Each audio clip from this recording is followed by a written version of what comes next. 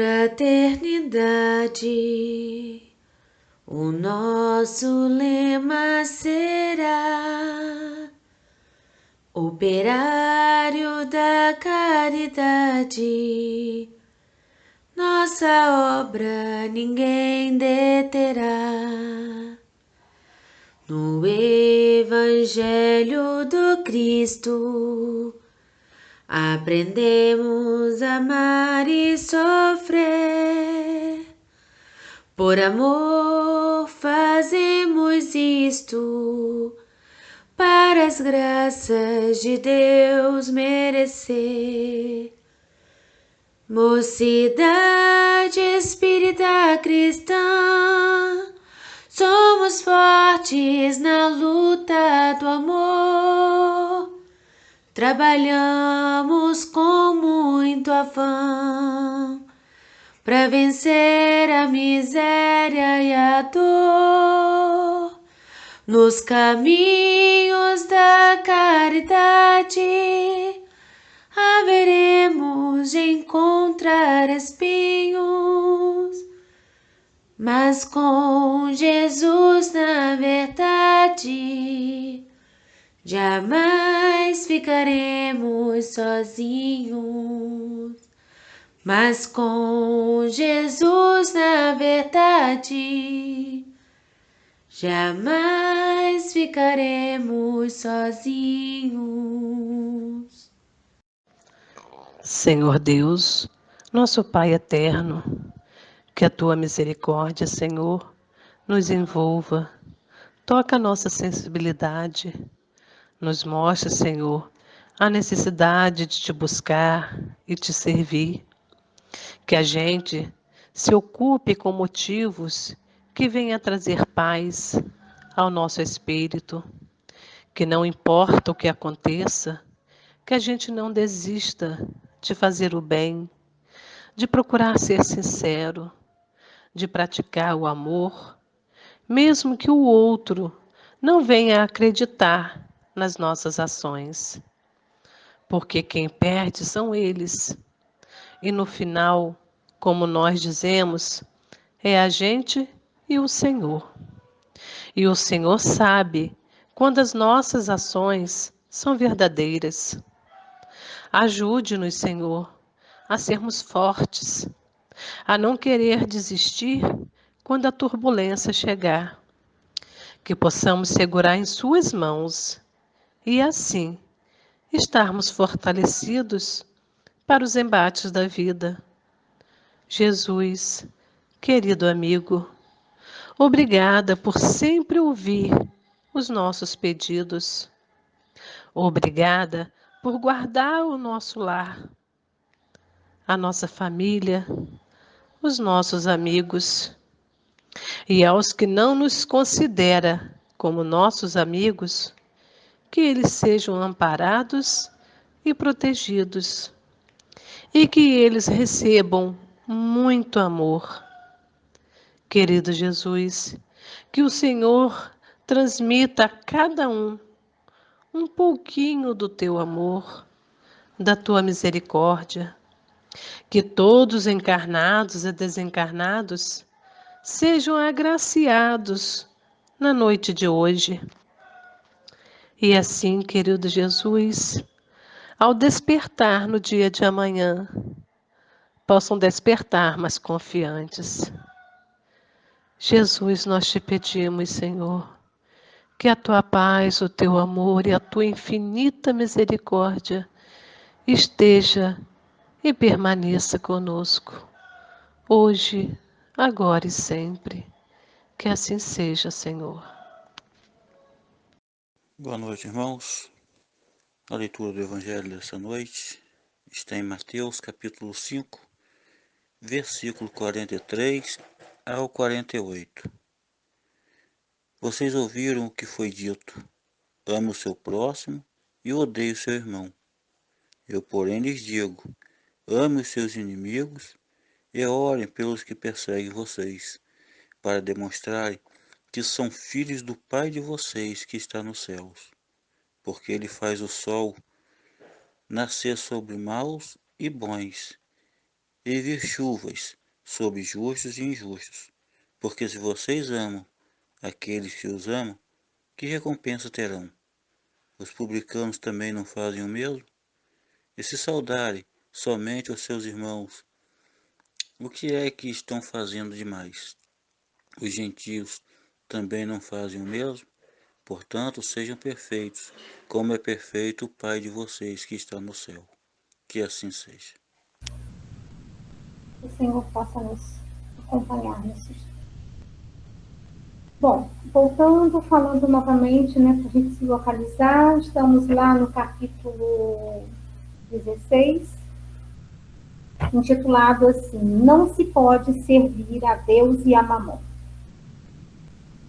Aproveitando aqui o gancho da oração de Marinês, lá no início ela nos falou, né, pediu ao Pai que nos permita nos ocupar com coisas boas, com coisas que nos trazem paz, com coisas que nos edificam, né? Então, aí, por extensão, a gente vai a coisas que nos edificam, coisas que nos possam aproximar de Deus, né? Facilitar a nossa caminhada aqui, possamos fazer boas escolhas.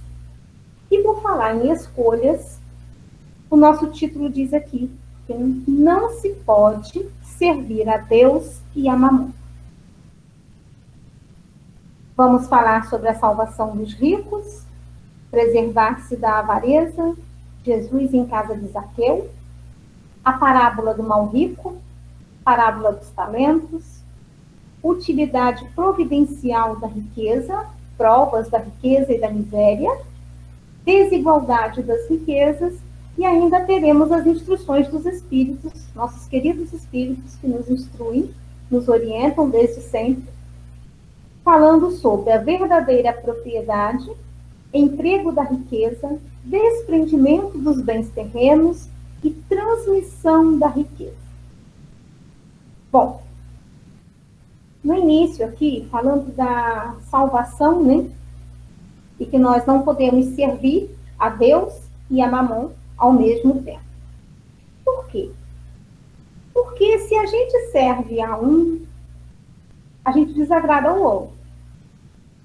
Você não consegue ser fiel aos dois. Não se consegue agradar a dois senhores, digamos assim, né? Ao mesmo tempo, na mesma proporção. Nós vamos ter que fazer uma escolha. Aí entram as boas escolhas. Vamos lá. Vamos primeiro colocar aqui quem é Mamon. Mamon, nós vamos ter duas colocações aqui. Mamon é um dos deuses sírios que comandava, que estava relacionado à riqueza, ao dinheiro, aos valores, ao poder e a tudo que a ele se refere.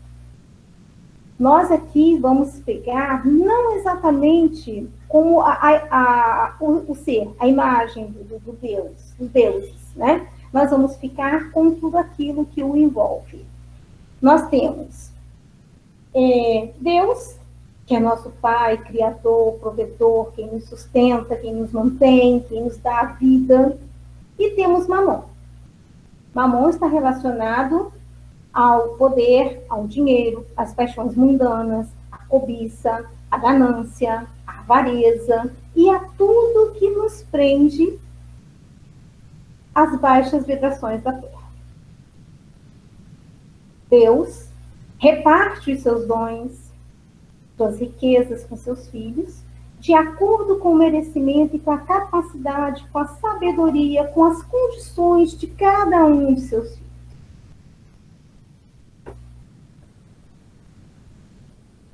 Deus, ele se relaciona conosco oferecendo oportunidades de crescimento, de aprimoramento espiritual, de libertação.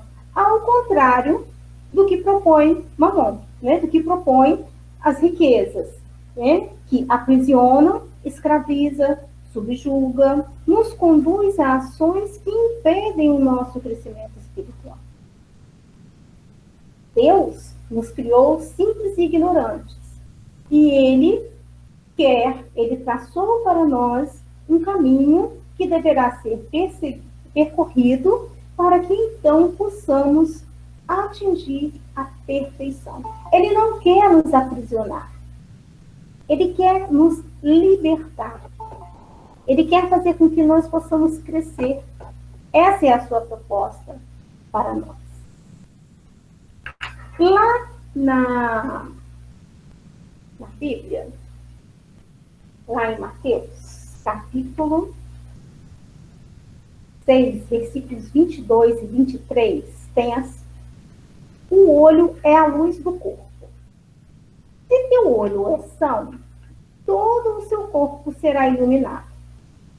Se teu olho estiver em mau estado, todo o seu corpo estará nas trevas.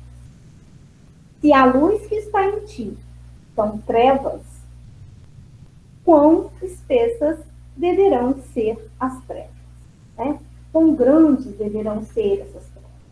Então, nós devemos aqui, ele diz que nós devemos manter os nossos olhos ligados, conectados a coisas boas, as coisas que vão nos edificar, a luz, a verdadeira luz, a luz que Marinês falou lá na oração inicial, né? A coisas que nos tragam paz, que nos possibilitem o crescimento, o aprimoramento espiritual. Qual tipo de luz estamos buscando? Estamos cultivando em nossas vidas, né? Não há como combinar dois tipos de luz. Ou se está iluminado, ou se está na escuridão. Lembrando que por misericórdia de nosso Pai Jeová, nosso Criador, aqueles que se encontram na escuridão podem tornar-se a ser iluminados. Graças a Deus por isso. Chegando aqui no nosso capítulo, a salvação dos ricos. Lá no item 1. Eu tirei do lugar. E eu faço. Fiz alguma coisa aqui que não deveria, mas vamos lá. Combinamos direitinho, continuamos vendo, tá beleza.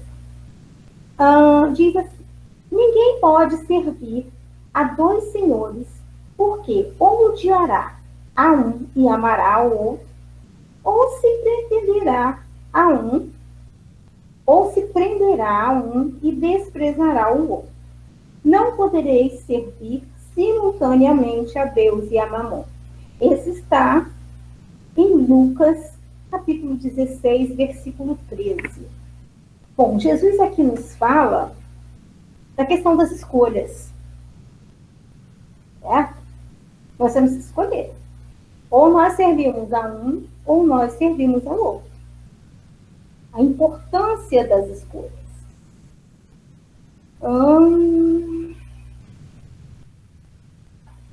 Seguindo, em Mateus, lá no item 2, tem assim: então, aproximou-se dele de Jesus, né? Como ele sempre era inquirido, indagado, tentado, né? Dessa vez até que a pessoa queria mesmo informação. Então, aproximou-se dele um jovem e disse: bom mestre, que bem devo fazer para adquirir a vida eterna? Respondeu Jesus: por que me chamas de bom? Bom, só Deus o é. Se queres entrar na vida, guarda os mandamentos. Que mandamentos? Retrucou o jovem. Disse Jesus: não matarás, não cometerás adultério, não furtarás, não darás falso testemunho, honra teu pai e a tua mãe e ama teu próximo como a ti mesmo. O moço lhe replicou: tenho guardado todos esses mandamentos desde que cheguei à mocidade. O que é que ainda me falta? Disse Jesus: se queres ser perfeito, vai, vende tudo o que tens, dá aos pobres e terás um tesouro no céu. Depois, vem e segue-me. Ouvindo essas palavras, o moço se foi todo tristonho, porque possuía grandes haveres, né, grandes riquezas, grandes posses. Jesus disse então aos seus discípulos: digo-vos em verdade, capítulo 16. Jesus disse aos seus discípulos, me achar.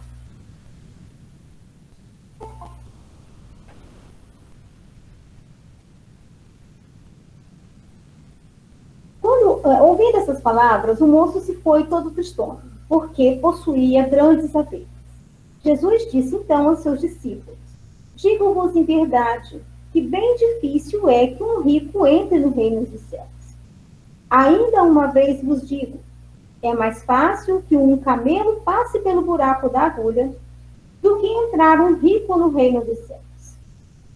A passagem está em Mateus, capítulo 19, 16 a 24, em Lucas, capítulo 18, versículo 18 a 25, em Marcos, capítulo 10, versículo 17 a 25. Bom, temos várias coisas aí para a gente comentar.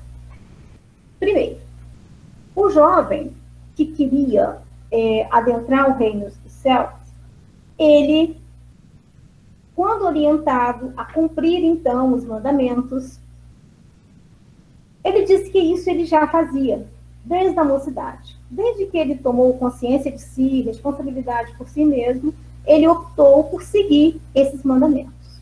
O que mais ele poderia fazer? Aí, então, vem a resposta de Jesus, que diz que ele deveria, então, abrir mão de toda a sua riqueza, de todos os seus bens, doar o dinheiro aos pobres, e, então, voltar e seguir Jesus. E o jovem, então, ficou triste, mostrou-se triste e se foi. Por quê? Porque esse jovem, ele não estava pronto verdadeiramente para assumir esse compromisso com Jesus, para tomar essa decisão em sua vida. Nesse momento, a gente lembra aqui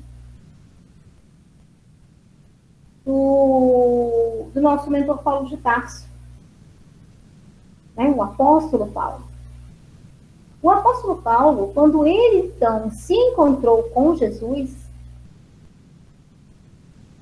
ele perguntou: Senhor, que queres que eu faça? O jovem aqui também perguntou.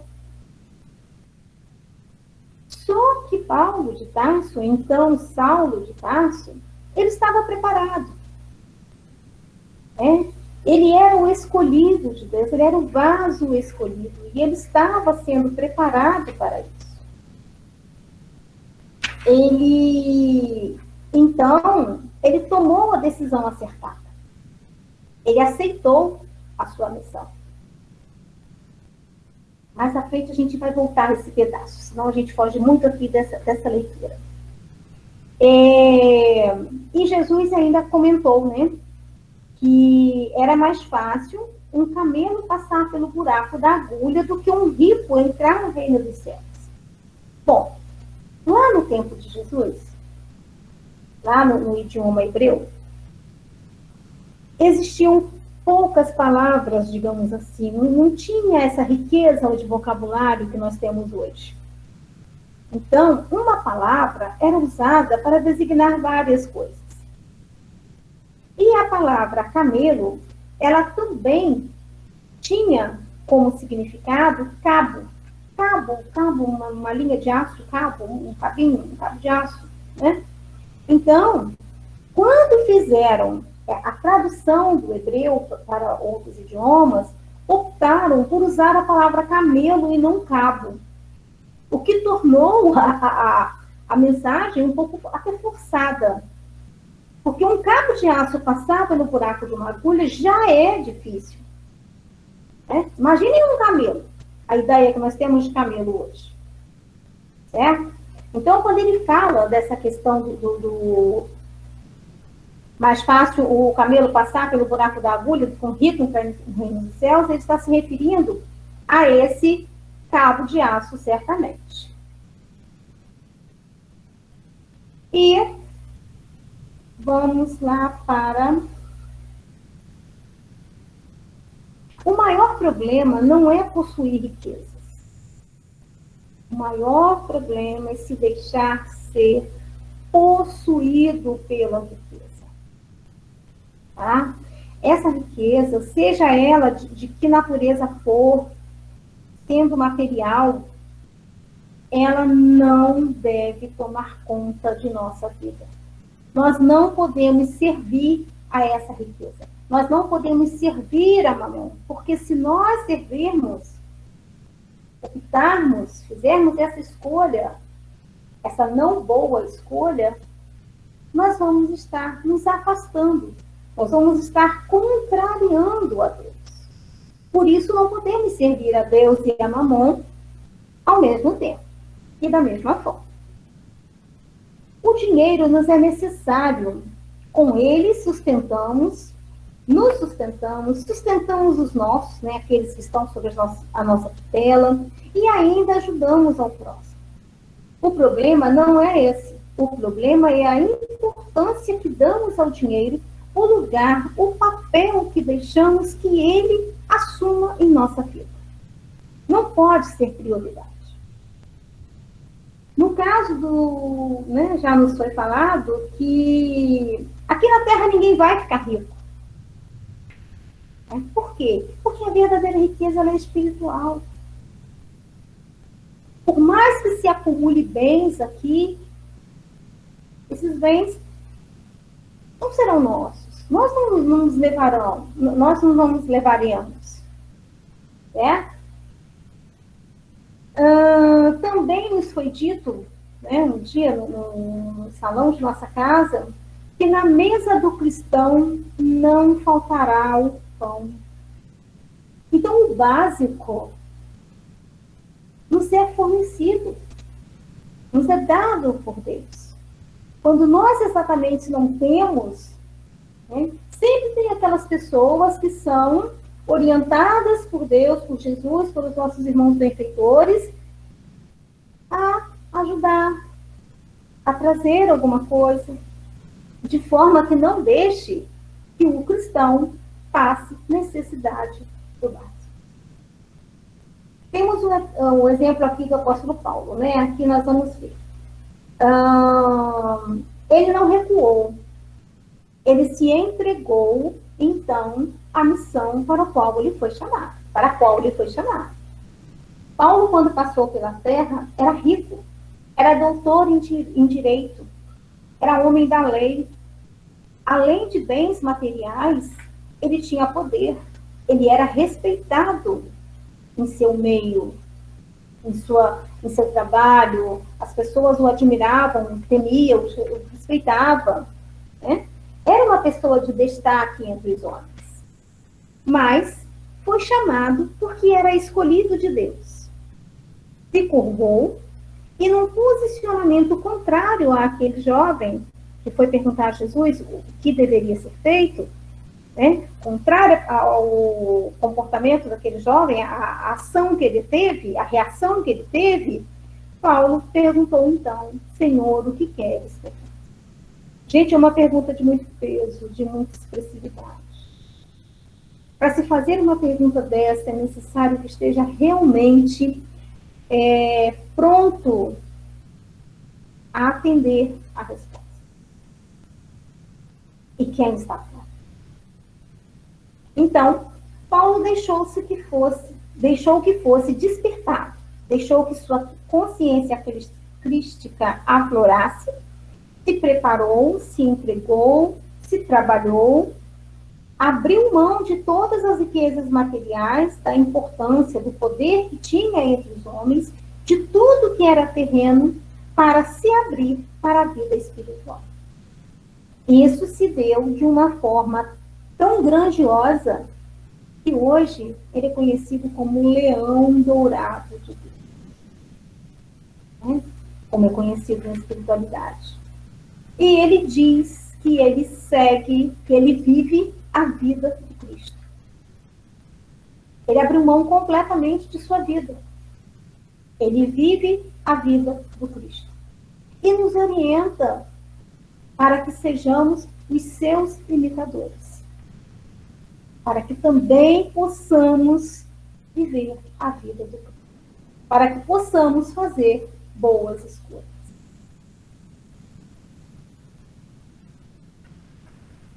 Preservar-se da avareza. Bom, o que é a avareza?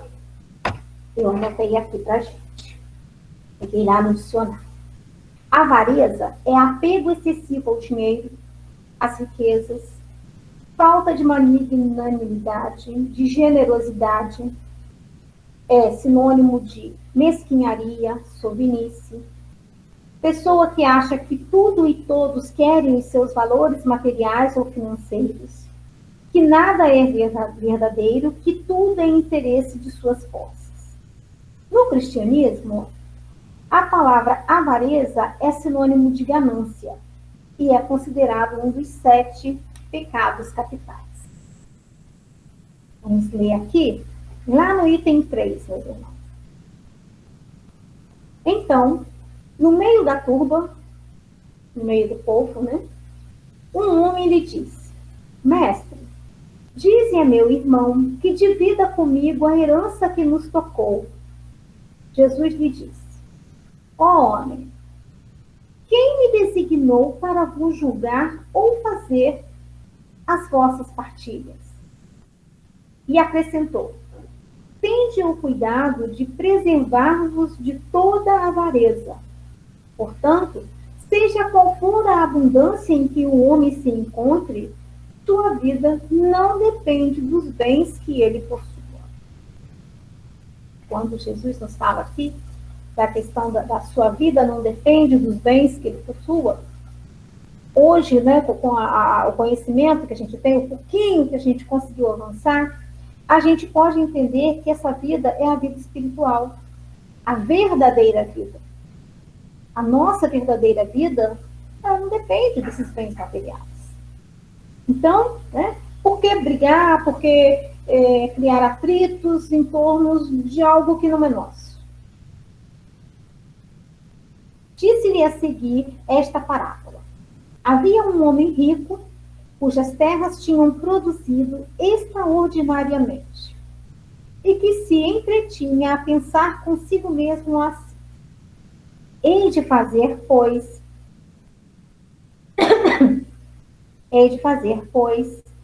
já não tenho lugar. Que hei de fazer, pois? Já não tenho lugar onde possa encerrar tudo que vou colher. Aqui está, disse, o que farei. Demolirei os meus celeiros e construirei outros maiores, por onde porei toda a minha colheita e todos os meus bens.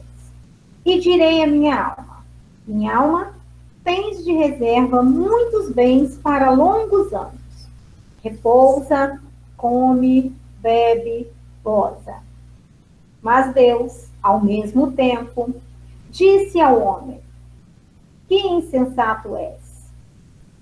Esta noite mesmo tomar-te-ão a alma, para que servirá o que acumulaste? Então, ilustrando aí o que Jesus havia respondido lá em cima, para o moço que foi pedir ajuda lá na divisão da herança, né? A vida material, a verdadeira vida não depende do material.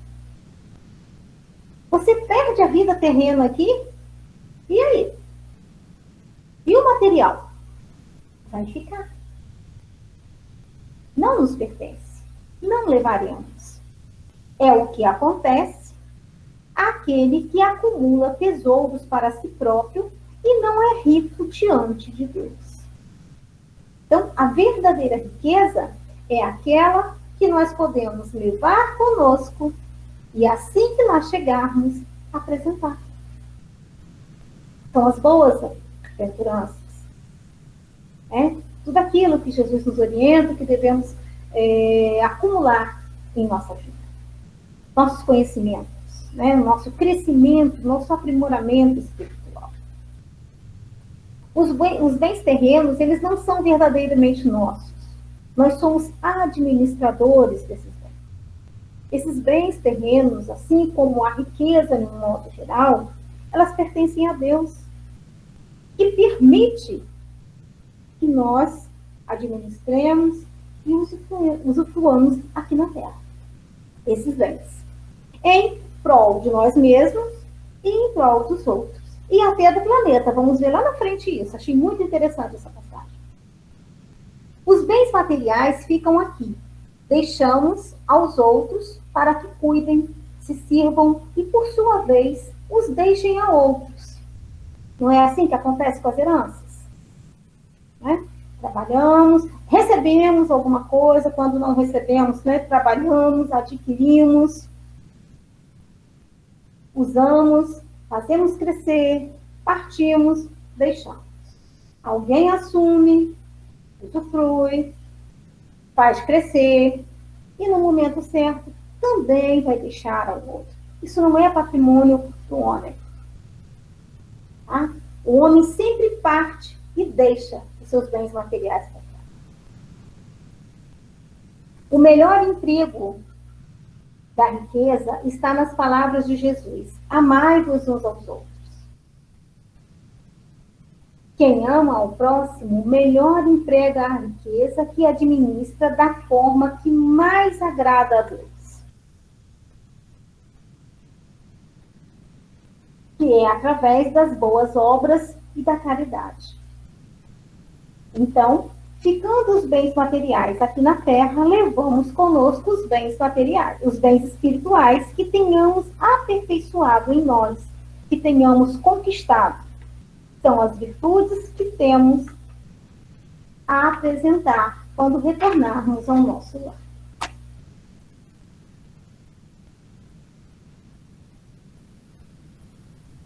Lá no item 4, Jesus em casa de Zaqueu. Gente, eu vou lendo, mas eu desfoquei a minha tela aqui, eu estou só num cantinho. Não sei se eu vou conseguir ver, mas se alguém quiser colocar algum comentário, alguma coisa, a gente tenta ver. Jesus na casa de Zaqueu. Quem era Zaqueu? Quem foi Zaqueu? Zaqueu era um homem público, cobrador de impostos, vivia voltado para o dinheiro, enriqueceu ilicitamente com esses impostos cobrados, e não era bem visto pela população da época, pelas pessoas que o cercavam. Zaqueu não era bem visto. Mas Zaqueu, então, ficou sabendo que Jesus iria passar em Jericó. E Zaqueu queria estar com Jesus, queria encontrar com Jesus. E ele fez, né, nós sabemos a história de Zaqueu, que ele procurou um lugar mais alto, uma árvore, se eu não me engano, acho que era isso. Ele subiu e ficou ali aguardando para que ele pudesse, então, ver Jesus. E Jesus vem. Jesus chega e encontra com Zaqueu, né, vê Zaqueu lá em cima e chama Zaqueu. Vamos ver como vai ser assim, então. Tendo Jesus entrado em Jericó, passava pela cidade e havia ali um homem chamado Zaqueu, chefe dos publicanos e muito rico, o qual, desejoso de ver a Jesus para conhecê-lo, não o conseguia devido à multidão, por ele ser de estatura baixa. Assim, ele era baixinho, então ele, né, o problema que a gente enfrenta aí, ele precisava de um lugar mais alto que ele pudesse, então, ver Jesus. Por isso, correu à frente da tumba e subiu em um sicômoro para o ver, porquanto ele tinha de passar por ali. Chegando a esse lugar, Jesus dirigiu para o alto o olhar e, vendo, disse: Zaqueu, dá-te pressa em descer, porquanto preciso que me hospede em sua casa hoje. Zaqueu desceu imediatamente e o recebeu jubiloso, né? O recebeu com alegria, com honra. Vendo isso, todos murmuravam, a dizer: ele foi hospedar-se em casa de um homem de má vida. Né? Imaginem a reação. Aquele homem que era mal visto por todos ali, de repente foi escolhido para ter em sua casa, passar a noite, né? Jesus pernoitar, se abrigar ali na casa de Zaqueu. Por que será que isso aconteceu? Porque Zaqueu, apesar de tudo isso, ele tinha um coração nobre. E Jesus identificou isso. Entretanto, Zaqueu, pondo-se diante do Senhor, lhe disse: Senhor, dou a metade dos meus bens aos pobres.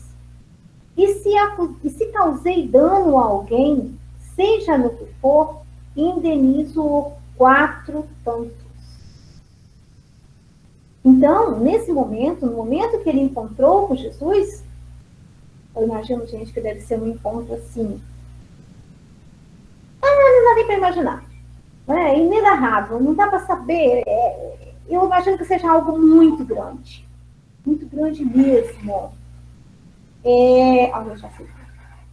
Então, ele nesse momento, ele foi tocado. E a sua consciência o acusou. E ele então disse, que se ele houvesse feito mal, tivesse causado algum dano a alguém, ele iria indenizar 4 vezes mais. Olha a grandeza desse coração. Lembra que eu falei lá no início a questão dos irmãos que estão na escuridão e que podem vir a ser iluminados, se assim o desejarem? Zaqueu desejou. Tá? Jesus, então, viu com um coração nobre, capaz de transformar a sua avareza em trabalho, em benevolência e em caridade. Zaqueu representa as dificuldades que todos nós enfrentamos em nosso dia a dia. Zaqueu estava ali dividido. Zaqueu tinha experimentado a riqueza, mas ele tinha algo maior que aquilo dentro dele. Zaqueu, então, teve sua vida transformada, servindo-nos de exemplo para que saibamos que, quando há vontade, conseguimos nos libertar das nossas más tendências e nos transformar. Todo pecador tem regeneração. Nosso Pai não nos nega essa oportunidade. É necessário, claro, que realmente tenhamos vontade. Não basta pedir só por pedir. Não pode ser uma coisa da boca para fora. É preciso que queiramos realmente fazer isso, que queiramos realmente deixar isso acontecer em nossa vida.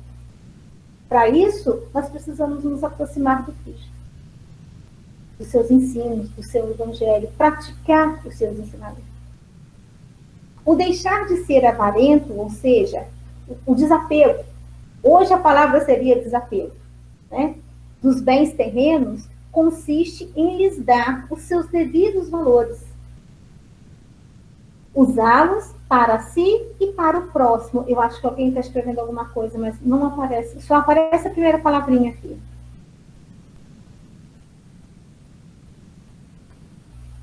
Requer paciência e resignação, mas a prova da riqueza também... Não, leio pedaço. Sabemos que a prova da pobreza não é fácil. A gente vê aí aquele pobre de verdade, privado de quase tudo, realmente não é fácil. Requer paciência e resignação. Mas a prova da riqueza também não é fácil, não, gente. A riqueza material, ela nos propõe algumas coisas, nos facilita algumas coisas, nos leva a pensar de alguma forma, praticar coisas que nos afastam de Deus. Tá? Coisas que vão pesar em nossa vida, vão pesar a nossa bagagem. Olha, se não colocar a perder, tá bom. A prova da riqueza também não é fácil, mas pode estimular a exacerbação de más tendências que já possuímos, os exageros das paixões inferiores, mundanas e o afastamento de Deus, e até comprometer uma encarnação. A prova da riqueza é um experimento moral. Né? A pobreza é para regeneração, para paciência. A riqueza é uma prova moral. É prova de caridade moral, de abnegação, de superação, de renúncia, de sacrifício. É realmente assim, não é fácil também. Para aquele que tem consciência, não é fácil. Então, que horas? A hora daqui também sumiu, tá, gente? Parábola dos talentos. Dando sequência aí lá no item 6. É isso?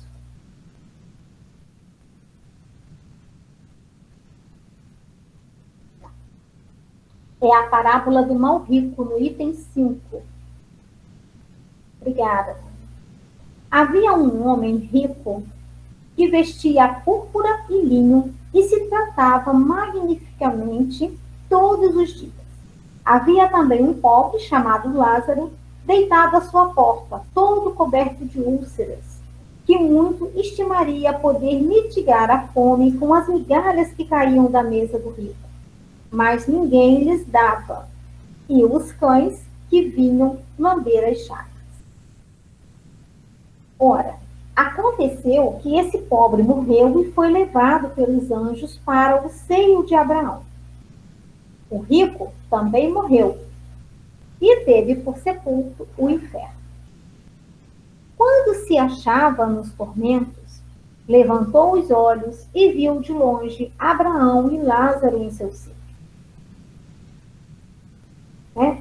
Aquele que vivia lá em sua porta, passando necessidades, com fome, aquele que ele, como eu posso dizer assim, bem sutilmente, aquele que ele fazia questão de não enxergar, estava lá com Abraão. E ele no inferno. Então, ele exclamando, disse estas palavras: Pai Abraão, tende piedade de mim e manda-me Lázaro, a fim de que molhe a ponta do dedo na água para me refrescar a língua, pois sofro horrível tormento nessas chamas. Abraão, então, lhe respondeu: Meu filho, lembra-te de que recebeste em vida teus bens e de que Lázaro só teve males. Por isso, ele agora está na consolação e tu nos tormentos. Ao demais, existe para sempre um grande abismo entre nós e vós, de sorte que os que queiram passar daqui para aí não podem, como também ninguém pode passar do lugar onde está para aqui. Disse o rico: Eu então te suplico, pai Abraão, que o mande à casa de meu pai, onde tenho 5 irmãos, a dar-lhes testemunho destas coisas, a fim de que não venham também eles para este lugar de tormento. Abraão lhe retrucou: Eles têm Moisés e os profetas que os escutam. Não, meu pai. Abraão, disse o rico: se algum dos mortos for ter com eles, farão penitência. Respondeu-lhe Abraão: se eles não ouvem a Moisés nem aos profetas, também não acreditarão, ainda mesmo que algum dos mortos ressuscite. A passagem está em Lucas, capítulo 16, versículo 19 a 31. Nós estamos falando do mal rico, né? Aquele que era orgulhoso, aquele que não era caridoso, aquele que estava preocupado em se cuidar e não em cuidar do outro, né? Aquele que pensava em aproveitar a vida, trazendo para os dias de hoje, né? Sendo escravo do mundo, ele não pensava no próximo, ele não era caridoso, ele não conhecia a caridade. E nós já sabemos que fora da caridade não há salvação. Por isso ele foi parar lá neste espaço. Interessante que ele não reclama, ele não lamenta, ele não murmura, ele não questiona. Ele só pede a pontinha do dedo molhado em sua língua, porque ele sofria muito com as chamas. Ele só pediu que aliviasse o seu sofrimento.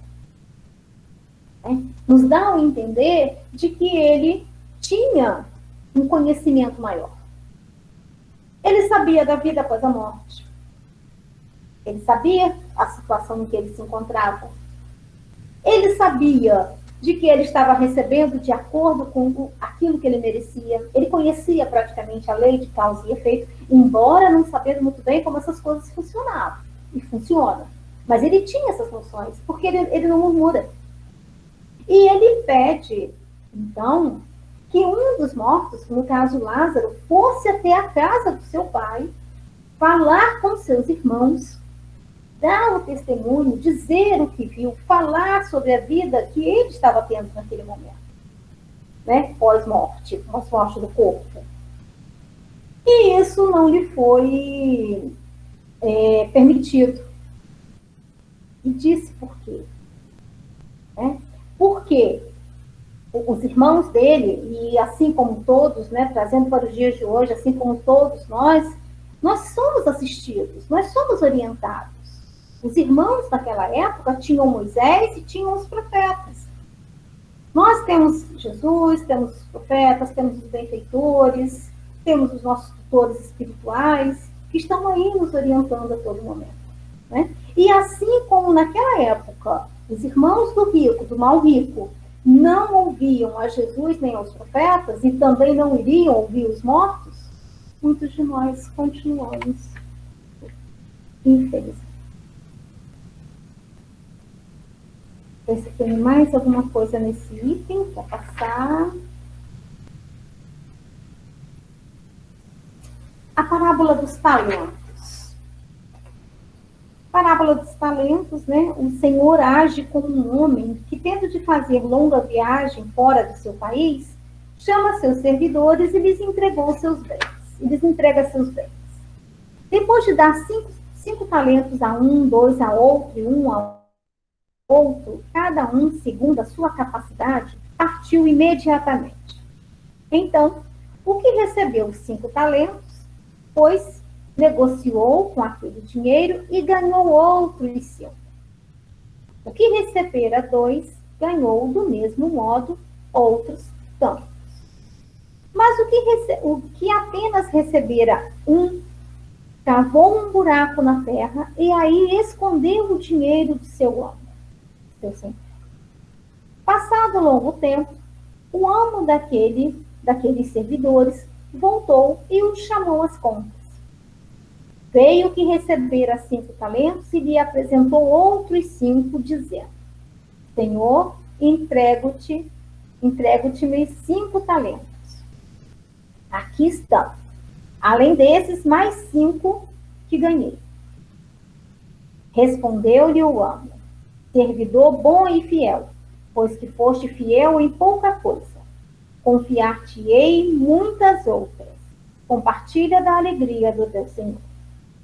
O que recebera 2 talentos apresentou-se a seu turno e lhe disse: Senhor, entregaste-me 2 talentos. Aqui estão, além desses 2 outros que ganhei. O amo lhe respondeu: bom e fiel servidor, pois que foste fiel em pouca coisa, confiar-te-ei muitas outras. Compartilha da alegria do teu Senhor. Veio em seguida o que recebeu apenas 1 talento e disse: Senhor, eis que és homem severo, que ceifas onde não semeaste e colhes de onde nada puseste. Por isso, como te temia, escondi o teu talento na terra. Aqui o tens. Restitua o que te pertence. O homem, porém, lhes respondeu: servidor mau e preguiçoso. Se sabias que ceifo onde não semeei e que colho onde nada pus, devias pôr o meu dinheiro nas mãos dos banqueiros, a fim de que, regressando, eu retirasse com juros o que me pertence. Tirem-lhe, pois, o talento que está com ele e dei-no ao que tem 10 talentos. Porquanto, dar-se-á a todos os que já têm, e esses ficarão cumulados de bens. Quanto àquele que nada tem, tirar-se-lhe-á, mesmo o que pareça ter. E seja esse servidor inútil lançado nas trevas exteriores, onde haverá prantos e ranger de dentes. Essa parábola está lá em Mateus, capítulo 25, versículo 14 a 30. Bom, a gente vê aqui uma situação curiosa. Já disse que o Senhor dividiu os seus talentos, né, a sua riqueza, digamos assim, com os seus servos, de acordo com a capacidade de cada um. Aquele que ele julgou mais capacitado, ele deu 5 talentos. O outro 2, e o menos, e partiu. O que esses servidores fizeram com esses talentos?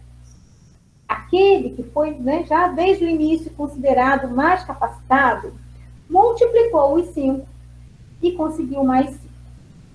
O que recebeu 2, também assim o fez e conseguiu mais 2. E aquele que, devido já à sua capacidade, recebeu apenas 1, não multiplicou. Não multiplicou e foi se justificar o seu Senhor, e a sua justificativa não foi aceita. O Senhor ordenou que ele tirasse tudo que tinha e que fosse jogado, né, às trevas, onde havia pranto e ranger de dentes. Trazendo, né, para a nossa vida, nós somos esses servos, nós somos esses servidores. Deus nos dá os seus talentos. E o que nós estamos fazendo com os talentos de Deus? Nós estamos multiplicando ou nós estamos enterrando?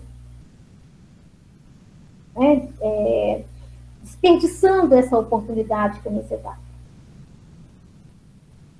A quem muito é dado, muito será cobrado. Os que mais recebem têm o maior compromisso com o social. Aquelas pessoas mais capacitadas, digamos assim, já com mais experiência, podem recebem os 5 talentos, porque ele vai multiplicar. Ele vai estender esses talentos, ele vai estender esses dons, essa riqueza ao social, à sociedade, ao povo. Vai trabalhar a serviço da sociedade. Né? Aquele que recebeu 2, esse fica, né, mais ou menos restrito aí aos seus familiares, a uma coisa menor, que é aquilo que ele consegue fazer. E aquele que recebe 1 e não multiplica? Aquele que fica lá murmurando, lamentando que ele tem só aquilo, que ele é pobre, que ele não consegue, ele se encosta em um outro, né, e fica ali lamentando, diz que ele ainda se sente como vítima da sociedade, vítima de tudo, de todos, murmura. O que será desse servo? Né? São aqueles que se acomodam, que se escoram nos outros e ainda os culpam pelo seu fracasso. São as vítimas sociais, digamos assim.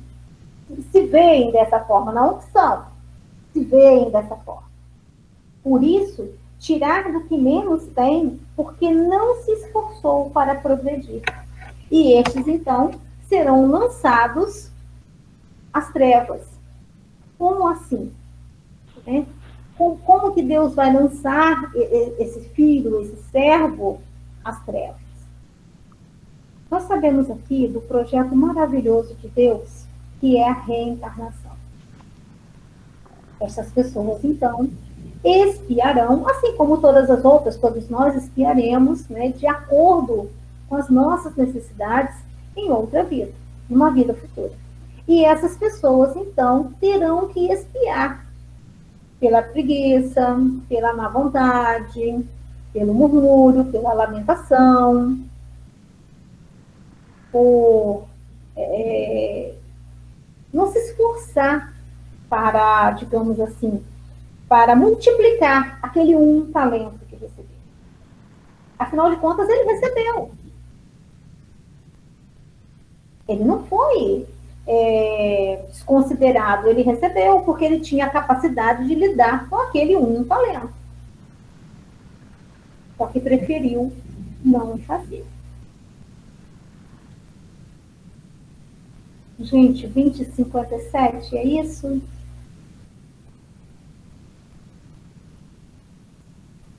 Eu não sei se eu consigo mexer nessa tela, de repente, para ver se tem algum comentário.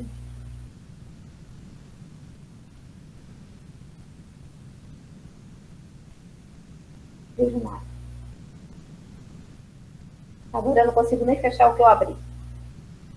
Bom, alguém quer falar alguma coisa, comentar? De repente pode fazer pelo áudio, porque não vou ter como fazer aqui. Então, meus irmãos, voltando lá à oração inicial, a questão das boas escolhas, nós possamos pensar muito bem, possamos ver o que nós estamos escolhendo. Se nós estamos escolhendo servir a Deus ou servir ao mundo, servir a mamon, servir às riquezas, aos prazeres. Se nós estamos deixando que a riqueza tome um espaço que não é destinado a ela em nossas vidas. Temos compromissos conosco, com o outro, com o próximo, com a nossa família, com o nosso trabalho, mas o nosso maior compromisso é com Deus. Foi dito aqui lá na passagem acho que do mal rico, que a nossa vida, nossa verdadeira vida, ela não depende dessa riqueza material. Então, que nós possamos nos esforçar para, então, adquirir as riquezas espirituais. Aquelas que realmente nos elevarão. Aquelas que, assim como Paulo de Tarso fez, né, hoje ele é reconhecido. Somos cidadãos dos céus. Não é aqui. A nossa riqueza não é aqui. A nossa riqueza deverá ser apresentada lá. Lá nós precisamos ser reconhecidos. Não aqui. Certo? Que Jesus, os bons espíritos, os benfeitores, os profetas, os apóstolos, né, os nossos guias, todos os seus trabalhadores espirituais, trabalhadores de sua seara, possam continuar nos orientando, nos incentivando, nos pegando pela mão, como nós temos quem faça isso conosco. Nos pega pelas mãos e nos conduz. Que isso possa continuar acontecendo em nossas vidas, que nós possamos reconhecer tudo isso que recebemos. Não desista de nós, Senhor Jesus. Boa noite a todos. Vou pedir à nossa irmã que coloque o nosso hino de encerramento e em seguida a nossa oração. Muito obrigada. Eu conheço um irmão fiel, tão seguro e valente. Recebeu um chamado dos céus, se entregou a Jesus para sempre. As escamas dos olhos caíram e a palavra se propagou. As igrejas em Cristo surgiram pelo apóstolo do nosso Senhor. Teus ensinos são de fé, que operam pelo amor, porque dele, por ele, para ele, glorifica Jesus seu Senhor. É Paulo de Tarso, um amigo espiritual. É Paulo de Tarso, o mensageiro leal. É Paulo de Tarso, o leão dourado de Deus. É Paulo de Tarso, por amor nos escolheu, Eu conheço um irmão fiel, tão seguro e valente, recebeu um chamado dos céus, se entregou a Jesus para sempre. As escamas dos olhos caíram e a palavra se propagou. As igrejas em Cristo surgiram pelo apóstolo do nosso Senhor. Teus ensinos são de fé, que opera pelo amor, porque dele, por ele, para ele, glorifica Jesus, seu Senhor. É Paulo de Tarso, um amigo espiritual. É Paulo de Tarso, um mensageiro leal. Paulo de Tarso, o leão dourado de Deus. Paulo de Tarso, por amor nos escolheu. Paulo de Tarso, um amigo espiritual. Paulo de Tarso, o mensageiro leal. É Paulo de Tarso, o leão dourado de Deus. Paulo de Tarso, por amor nos escolheu. E assim, querido Jesus, nós te agradecemos por esses instantes em que tivemos o imenso prazer em estar com o Senhor. Somos muito afortunados de termos esse intercâmbio, de termos a visita dos nossos familiares que já estão aí com o Senhor, da presença constante dos nossos irmãos, trabalhadores da tua seara. Do nosso querido pai e mentor Paulo de Tarso. O que falar do Senhor? A emoção aflora, a saudade aperta. Como dizem, chega a doer o peito. O Senhor tem muito trabalho com a gente. Perdoe-nos, mentor, por darmos tanto trabalho. Mas te amamos tanto e seremos eternamente gratos por estar nos sustentando nessa encarnação. A gente tenta encontrar palavras, mas é difícil. De tanto amor, carinho, cuidado que a gente recebe. Obrigado a todos vocês, irmãos em Cristo. Desejamos que todos recebam as vibrações que estamos recebendo nesse momento, principalmente os lugares que mais estão sendo testados, devido à necessidade dos ajustes reencarnatórios. Que a nossa Mãe Maria Santíssima visite cada lar, cada hospital, cada detenção, cada rua, ou seja, todos os lugares, todas as pessoas. Nos despedimos nesse momento com a certeza que dias melhores virão, no sentido de que estamos mais conscientes da nossa obrigação. Obrigada, Senhor Jesus. Que assim seja.